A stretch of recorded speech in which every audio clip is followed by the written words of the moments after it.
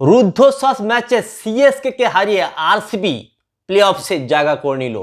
চতুর্থ টিম হিসাবে প্লে অফসে জায়গা করে নিল আরসিবি এবং আহমেদাবাদে আরসিবি প্লে অফস খেলবে। ভাবা যায়, ঠিক এক মাস আগে একটা মাত্র ম্যাচ জিতেছিল এই আরসিবি দল।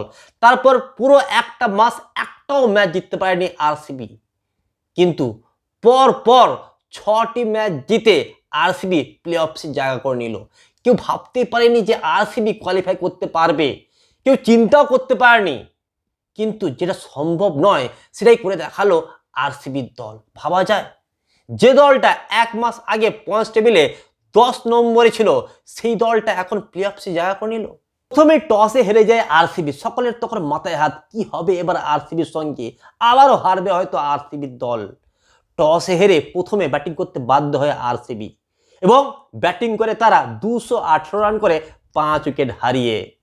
আর চেন্নাই সুপার কিংসের কাছে অঙ্কটা খুব সহজ ছিল। 219 রান করলে তারা ম্যাচটা জিতে যেত এবং যদি তারা 201 রান করতে পারতো তাহলে প্লে অফসের জন্য কোয়ালিফাই করে যেত, ম্যাচটা হেরেও। কিন্তু অঙ্কটা সহজ হলেও আরসিবি পথে বাধা হয়ে দাঁড়ালো। আরসিবি বোলাররা দুর্দান্ত বোলিং করে এই চেন্নাই সুপার কিংসের দলটাকে 191 রানের মধ্যেই আটকে দিল।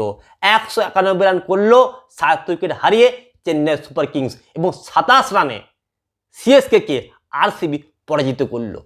শুধু পরাজিত নয়, প্লে অফসের জন্য কোয়ালিফাই করে নিল এই আরসিবির দল। আরসিবির হয়ে বিরাট কোহলি 47 রান করেন, du Plessis 54 run, Rajat Patidar 41 run, Green 38 run, Karthik 14 run এবং ম্যাক্সওয়েল 16 রান করেন।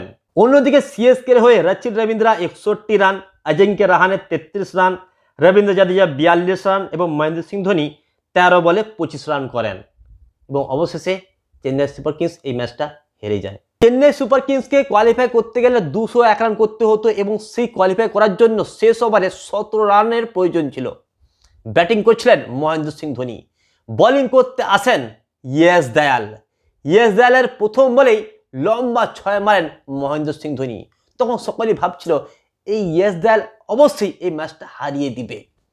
এই হচ্ছে সেই ইয়েস দয়াল যাকে রিঙ্কু সিং শেষ ওভারে 5টা 6 মেরেছিল এবং রিঙ্কু সিং এর কাছে 5টা 6 খাওয়ার পর ইয়েস দয়ালের ওজন কমে গেছিল।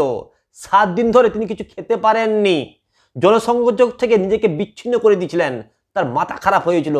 সেই ইয়েস দয়াল প্রথম বলেই ছক্কা খান মহেন্দ্র সিং ধোনির কাছে। তারপর দ্বিতীয় বল করতে আসেন, তৃতীয় বলেও ব্যাট চালান মহেন্দ্র সিং ধোনি, কিন্তু তিনি আউট হয়ে যান। তারপর পুরো খেলাটাই ঘুরে যায়।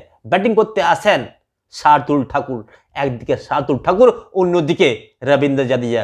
দুজনেই ইয়েস দয়ালের বলে পরাস্ত হন এবং ইয়েস দয়াল অবশেষে চেন্নাই সুপার কিংসকে 191 রানে আটকে দেয় এবং এই চেন্নাই সুপার কিংস 7 উইকেট হারিয়ে 191 রান করে 20 ওভার খেলার পর।